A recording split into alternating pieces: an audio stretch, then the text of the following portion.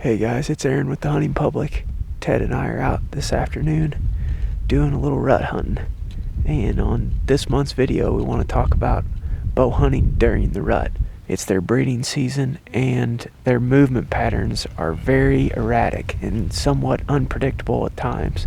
The good thing about hunting during the rut is you could be out here, sitting here like tonight, we're not seeing much, and just in a few seconds have your season completely change when a hot doe runs by and drags one or several bucks along behind her. And I'll discuss a few of the strategies that we use in a minute. The main takeaway though, I'll say this now, I'll say it again at the end of my interview here, is that during the rut you got to spend as much time as possible in the field. Tonight Ted and I are set up in kind of a transition funnel area, if you will, in between bedding areas. We got a bedding area over here to our south. We've got a big bedding over here to our northwest with a little strip of cover in between the two of them.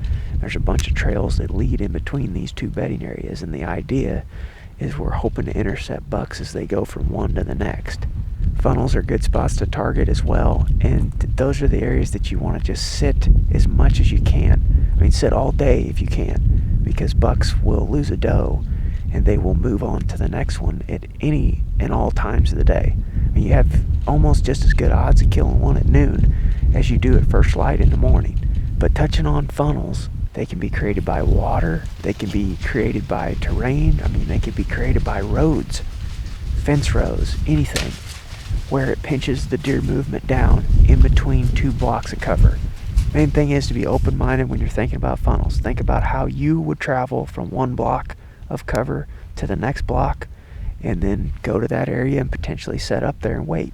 The rut gets a reputation for being, hot action, pretty crazy days in the field, but what it is in reality is a lot of sitting and a lot of watching and a lot of waiting. That's what we're doing tonight. But at any point, like I mentioned earlier, it can change on a dime. We haven't seen anything all night, but at any minute now, we could look up and there could be a buck coming through here, cruising through these bedding areas, come right by the stand and give us a shot. What I like to do in the rut is hunt in the middle of bedding areas, first thing of the morning, in the thickest cover possible. And then as the morning progresses, gets up around 8, 9 o'clock, I like to move to those funnel areas in between bedding areas, or hubs or anything like that, where deer travel is connecting two blocks of cover. That's where I would ideally like to spend the middle part of the day.